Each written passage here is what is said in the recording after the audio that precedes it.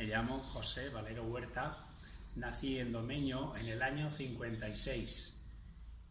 Viví el tiempo suficiente allí como para conocer las tierras, los parajes, las plantas, así como los oficios que se desarrollaban en el pueblo en aquel tiempo.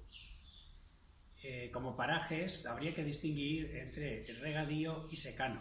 Regadío por los dos ríos que circundan el pueblo, en donde tendríamos parajes como la Garrama, el Guijarral, las Juntas, medio la Huerta, el Rincón, aquel Cabo, las Balsas, todo parajes de regadío, de huerta.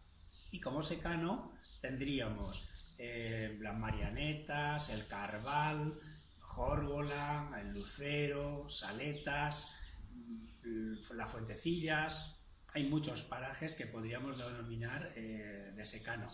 Entonces se cultivaba cereal, garrofas, almendras, lo típico del secano. Dentro de las plantas medicinales que allí se cultivaban, o se recogían silvestres en el campo, estaría el poleo, que era digestivo, el rabo de gato se utilizaba en cocción y como en emplasto para las rozaduras de los animales, que eran muy importantes, té de roca como digestivo. Había una cosa curiosa que era la chicoria. La chicoria es una planta que se utilizaba después de la guerra a falta de café, era un sustituto cuando se secaba. También estaba la ajedrea, que aun cuando no era medicinal, servía para aderezar las olivas y era uno de los alimentos casi básicos de la población. En cuanto a los oficios que habían en el pueblo, los típicos de una economía de supervivencia. Existía un carpintero, existía un sastre, existían algunos albañiles.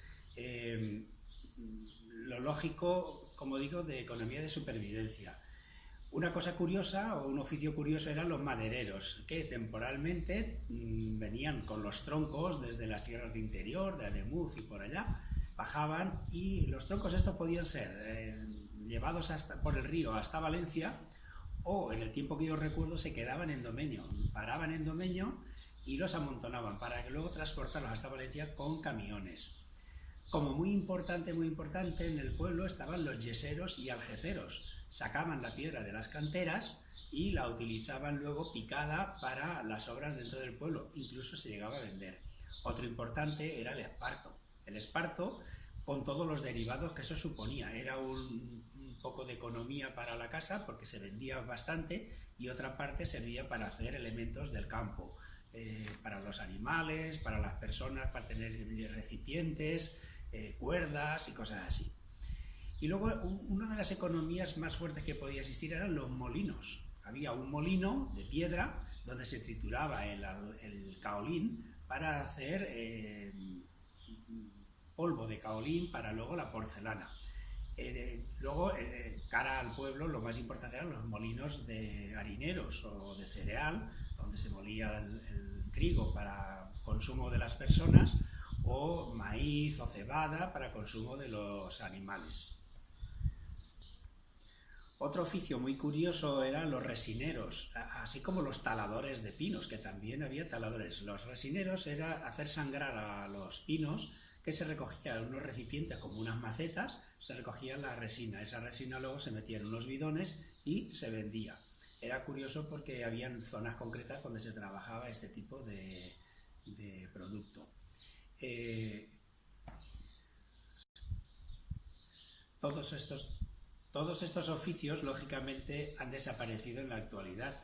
El propio sistema de consumo ha hecho que todo eso esté ya en grandes fábricas, grandes empresas, y en el pueblo, aun a pesar de su desaparición, desaparecieron como en otros muchos pueblos de la comarca.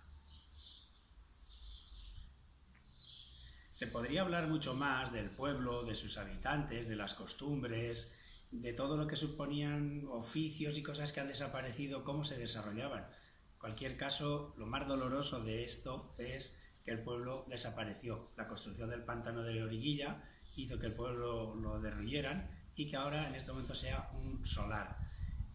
Yo en mi casa tengo un mural de cerámica en donde podéis ver cómo está todo lo que era el pueblo antiguamente, el castillo, la entrada del pueblo y el pueblo en sí.